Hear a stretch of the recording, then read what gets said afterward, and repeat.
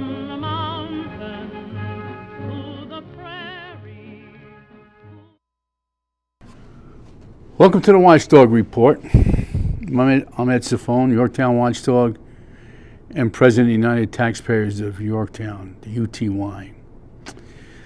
So tonight's show, we're going to tell you what happened last week at the town board meeting and what happened last night at the Republican committee meeting. So let's start off. There was a photographer. He just died. He was 85 years old. And Stan Gettner. And he was really a good guy. He was up all hours of the night and taking pictures of car accidents and everything else. And he was 85. He passed away. Then another guy who passed away was a guy named Ed Ciffone. Now, it's not funny, but I received a sympathy card and a plant, sympathies for my family that I had passed away.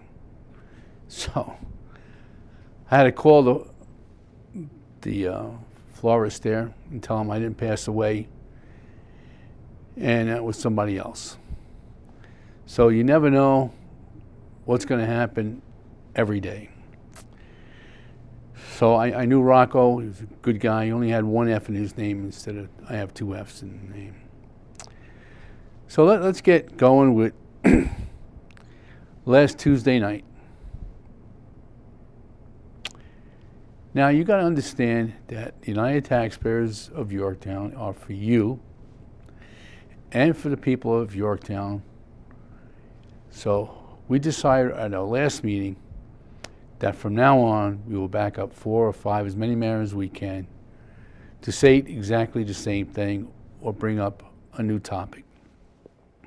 So that's what we did on the 6th of January. Nick Wickowicz, who started first. I've mentioned his case here many times where he sued the town, went to the Supreme Court about their decision, about his neighbor putting a building up, a gazebo, and the judge told him that's illegal. The zoning board was wrong, and the zoning board must take down the partial building that the guy built and the gazebo. In May, they issued 2 summonses for him to answer the summonses that he have to take it down. So he started with that, and he said that he sent Michael Grace, supervisor, emails to that effect, what's going on? And Michael Grace answered him by saying, I don't answer emails, it's not my job. And that his neighbor, Sabo, is appealing the case. So nothing can be done about it. Now, Nick has spent, he told me, $40,000 to fight this. He won in court. The zoning board voted to take down those buildings. The way they said it, he was allowed 64% of his property could have buildings and other things on it, but he had over 80% of his property. So nothing was done about it. So he also spoke about courtesy to floor. Now, courtesy to floor, when Michael Grace got in office, he let the people speak as long as they want, and he had a second courtesy to floor. So then he changed it to 3 minutes, one in the beginning and one at the end of the business meeting. So Nick asked him to have it twice, and we'll get into what he said my understanding what he said at Tuesday's work session. So I get up there, and I first questioned him about, Nick, get something done. You can't have this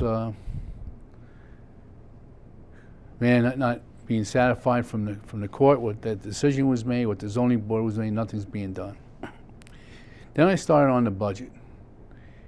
Now I raised my voice, all right, in anger, because I know I'm going to repeat myself, but the budget hearing was supposed to be on December 9th.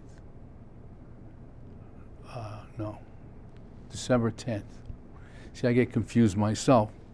And that was in the budget booklet since October, and it was November. And now it was December. So he changed it to the 11th. So I was away, and I figured the 11th was okay. I was in Florida. And I'd be back by the 10th, because I wanted to speak. So the end result was he changed it to the 9th. I was still in Florida and didn't have a chance to speak.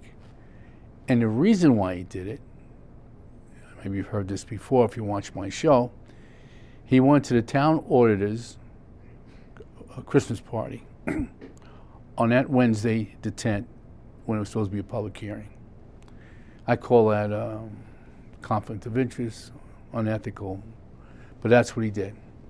So when I got up there, I started with Nick and his issue. Then I started with the town budget. Now, the town budget, when I left, it was 0.50, a very small increase. When I came back, after they had the hearing on the budget, a preliminary hearing, it went up to 3.6%.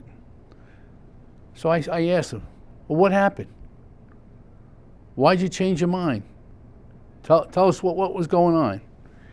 And I said, this is outrageous. Then I had the budget booklet, where it says next year is 9.17 increase in taxes. So, listen, you got to understand that I represent the UTY, the United Taxpayers of Yorktown, and the people in our community.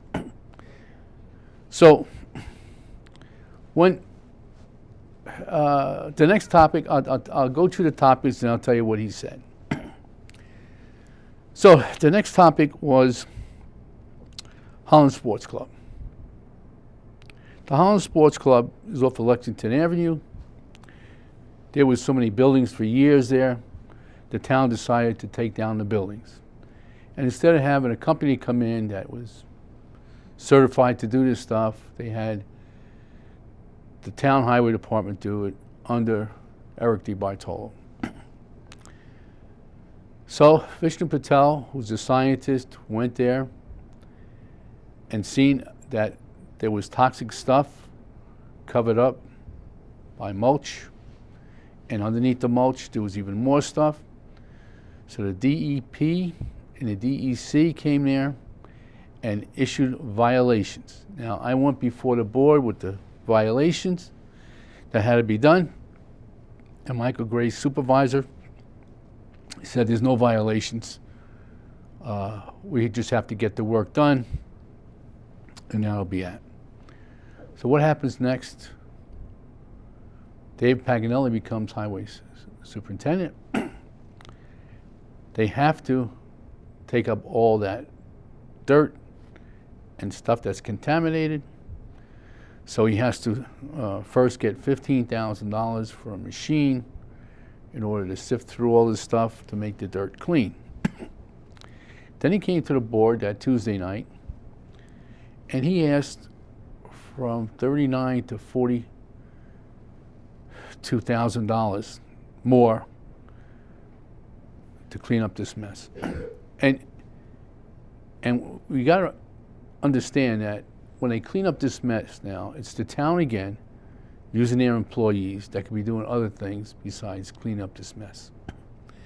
So my understanding, when Eric DiBartolo did it, it cost $125,000. Now it may cost another $50,000 to get it rectified, and I don't know where they're going to dump the dirt and what they're doing. So he gets mad. He says, have a little respect. And I get matter, you know? And pretty emotional that he's not taking care of what he's supposed to do, and then he lies about it, then he has to take care about it, and then costing the taxpayers more money. Now, you got to understand that we, the taxpayers, another one, pays for, let me get this straight. Town Pool Association. They haven't paid taxes on this pool that they were using for years. So they went for a certiorari. What that means, they want a reduction in their taxes so they don't have to pay so much. But last year, they just decided not to use the pool and offered to give the town the deed to the pool. Now, the town in the past said it was a toxic property, that they didn't want to do it. It would cost the taxpayers more money to fix the problem, to fill the pool up, and that's what he was going to decide to do. But folks, every year we have to pay for this. Now, he starts off answering some of my questions saying, well, the town can't do that, can't save any money. If they take it over, they'll be paying the school and town taxes on it, and they'll be liable and all that stuff. So I yell out, that's not true. And then he tells me to stop.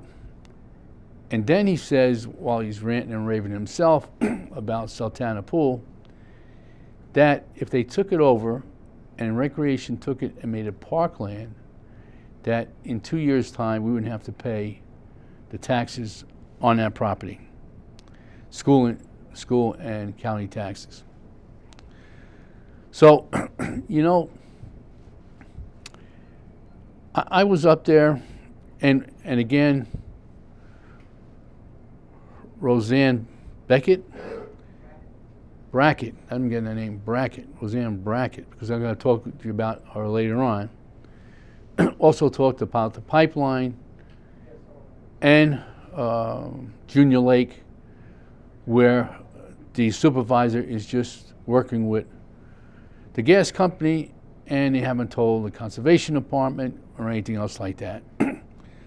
So she says she's foiling stuff and she's not getting any, or people are foiling stuff and not getting any answers. And his answer to her was, I'm not the foil person. So he turned it to Alice Roker, and Alice Roker told her she's the foil person and she didn't receive anything. And then Roseanne says, well, it was somebody else that gave it to her and didn't get an answer. So Grace says that, again, he's not the foil person. So she handed Alice Roker a foil to get done. But while she was talking about the situation, about the pipeline, she didn't understand why Grace is doing all this. Then Grace said, oh, I'm not talking to you anymore. Just sit down. And made her sit down. So folks, well, then the next guy was Dan Lefkowitz, talking about courtesy of the floor. And Nick's problem, that everything's done with the courts. The town just had to follow through, taking these buildings and the gazebo down. So now we all sat down, and then he started. Sultana Pool, I don't want to do this, blah, blah, blah, blah, just what I told you. Then he said about the pipeline, I'm not answering those questions. I have the right to do this, I have the right to do that. So this pipeline, Algonquin pipeline, was these people came in and were going to use Granite Knolls property to put their equipment on there and make this pigging station or cleaning the pipe station while and after they open a pipe up from 26 inches to 42 inches. So everybody was against it because of the safety and everything else except Terrence Murphy, where there was a rumor and cards came out said he got $37,000 from these people towards his campaign, which I don't know if it's true or not, but it came out in a flyer. Michael Grace said that there was going to be ball fields. They were going to build ball fields. That was not true. I attended most of those meetings. They were going to leave that after their equipment. They would take their equipment and leave that land flat for a ball field. Yeah. So that staging area. Now, it's all now in the federal government, PERC, and they're going to make a decision on what to do. And they could use eminent domain to take part of the land to put this picking station. So that was another thing. So okay, so let's see what happened. Again, I think I have to find out, but I was told that myself and Marion Brackett was bashed by the supervisor of the town, Michael Grace, about how we did courtesy to floor. And courtesy to floor we wanted, again, one at the beginning, one at the end. He said no. And I don't understand how the other two people can't get him to have courtesy to floor in both places. And now if I go up and he says, because of my attitude, that I can't speak, and using my name at a board meeting, even though it was a work session, saying what I said and stuff like that. Now, people can be emotional and passionate about what they say. Just because it looks like the supervisor is a liar on certain things, okay? And he tells people facts that are not true. So when I got back up to the second time, I said, well, thank you for getting rid of the building at the Trump residence. And then he said, his reply, well, I tried to save that building for the town. It could have had it in good use. But the agreement was it had to come down. So he says, well, it's down now. It's a debt issue. Okay. And the last thing I talked about at that meeting was Shallow Creek 9-hole golf course off of Lee Boulevard and Route 6. Someone is going to take it over, and he's going to pay a little money at a time. It's almost like a rent. And he's going to try to open up going to open a restaurant there. There was an old restaurant, was pretty beat up. That's why I was questioning that too, because that was falling down. And the first 3 holes, I think it was, I got his contract and his agreement. I have to read it further. I read it once, that like the first year of him organizing it, you don't have to pay any rent. The second year was like $2,500 and a little more each time. And after 10 years, you would have to pay $20,000. Okay. So listen, folks, now,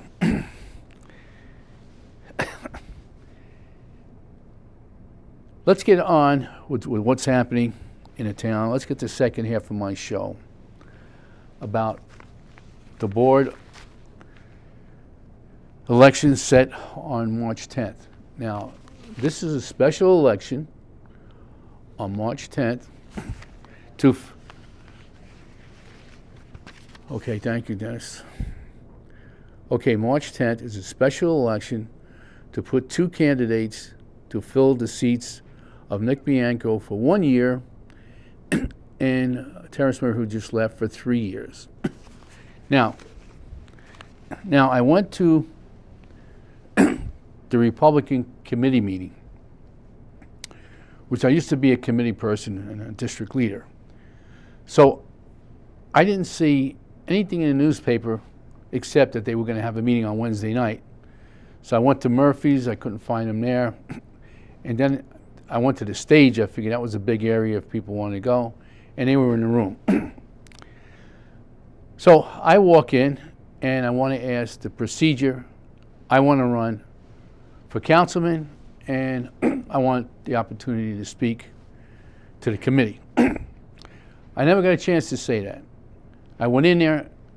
I was talking to the secretary, 1 minute, 1 second, and the president, the chairman, Sarafina Mastro, says, you got to get out. You're not a district leader. You put in your resignation. and I have to leave. So I didn't say anything. So one of the young Republicans that I admire came out and said he would nominate me. And as I was sitting in the hallway, I was asking other people if they could just second me, you know, and then I would have a chance to be a candidate. So I'm sitting outside, and they tell me that I'm a candidate, and I could speak at the meeting. So first she tells me to sit down, and this other person, Judy Reedham, was going to talk for the 1-year seat of Nick Bianco. So she says, no, you talk, I talk first. So I was surprised that I was able to talk, and I said my spiel that I'm president of the United Taxpayers, I'm for the people in Yorktown, I ran once, and that the committee knocked me off the ballot when I was running for councilman. I told them I have a lot of experience with the budgets, and that I'm a real Republican. I've never switched parties. I've always believed in the Republicans, and right. So for 20 years, I've been a loyal, dedicated Republican, getting signatures. And when I was campaign manager for Gregory Kane, and also Michael Grace was running, I must got hundreds of signatures. I spent all day from like 9 o'clock to 8 o'clock, 9 o'clock at night to get their signatures. So the reason why I quit, they brought in this guy, Tom Diana. And let me go back first, okay? Well, and that's why I quit. He was a non-registered voter, no party, endorsed by the Democrats, came to the Republicans with no other candidates. And when I asked, can we go to the newspaper and find candidates, she says there'll be hundreds of people that want to go. So just like I was in there asking them to speak. Now, you got to understand, the committee is run by a block of people. They wanted to keep it quiet. They didn't want anybody else running for councilman. They didn't want me running for councilman. So I said my speech and everything else. Now, before I got in, they had candidates for the 3-year term. I don't know how to say this guy, Ed Leatherman, I think it's something like that, and Greg Bernard. So Greg Bernard won that seat for the Republicans, and when they were finished voting for mine, they read off how many people got how many votes. But it was like partial votes, which I didn't understand how they did that. And sometimes when each district has a certain amount of points. But it came down that I was nominated, but I got 0 votes. So folks, so now who won that, because it looked like in the corner there was people for Tom Diana, and there was people for Joe Visconti. So Diana wins anyway. Diana wins the nomination. So now it's going to be Greg Bernard for 3 years and Tom Diana for the 1 year. The Democrats are running their committee meeting tonight, and is open to anybody to go and listen to their meeting, which the Republicans should be an open meeting until they have to vote on something. Then non-members have to get out. So I'm going to go tonight and just see. Now, we have 2 members of the United Taxpayers of Yorktown that are thinking of running under the Democratic line. And again, it's Roseanne Brackett and Bob Giordano. And there's 2 other people also, is the ex-Judge Gilbert and Jim Monorano, the ex-councilman for the town. So whatever they decide, that'll be one for 3 years and one for 1 year term. So, and then the people will have a choice, and when they go into the ballot boxes, they will see you can vote for the 2 people that are there for 3 years and the 2 people that are there for 1 year. So when you go into the voting booth, you have to be smart on what you're doing. All right, folks,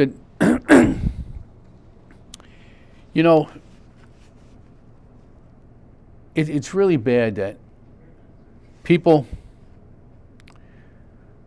when you're outspoken, when you go to these meetings and you try to do things right, when they press your button and you get emotional, and when you tell them, well, what is this? How come they're spending this much money? You said there was no violations. How come this? How come that? How come that? Okay? Now, we have the right to speak at a board meeting if they have courtesy of the floor or time to speak. They don't have to do that, okay? Now, the thing is, if you have one in the beginning, you can bring up agenda items. A lot of times you just say you can bring up agenda items and nothing else. So when are you going to bring something else up? You won't be able to do it. So that's what's happening. But I think, then Susan Siegel says that she wants to have the work sessions taped. Now, she volunteered to pay for that when she was supervisor, if I can remember. Now she asked that it be part of the budget, $5,000 extra. Okay, that's the only thing they increased. They didn't put it in the budget. I don't know what the controller said. We'll put that aside so she don't have to change the whole budget booklet. So Michael Grace agreed to put in the $5,000, but he didn't agree to have it televised. So listen, you got to remember that these people we voted in, they work for us. They don't work for themselves, okay? And you see how they work for themselves. The sober home, they still ain't voting on it. Terrence Murphy left, so you didn't have to vote on it, okay? And they're bringing stuff up without anybody knowing it. Listen, I only have a minute, folks. Please watch this, and please call me, and please go to the board meetings. You got to speak up too. If you watch it at home, send him an email. Send him a letter saying it's unfair how he treats the people there that want to speak. So listen, I want to thank you. Thank you for watching. Just remember, now if you go on YouTube, you can see all my shows, Ed Ciffone's videos, okay? And you'll see the link to the Watchdog Report. Now, my show is on at 9:30 every Saturday morning on Channel 74. Monday nights at 9:30, Channel 74, and on Wednesdays at 4:30. And also, I'm sending this to Peekskill because I went to Peekskill and I've seen how their board works and how their people can work. So thanks for watching. And Channel 15, I think it's at 10:30 on Thursdays. Thank you for watching. You've been watching and in, like O'Reilly says, in the watchdog zone. Caution. Thank you for watching. Stand beside her and guide her through the night with the light from above, from the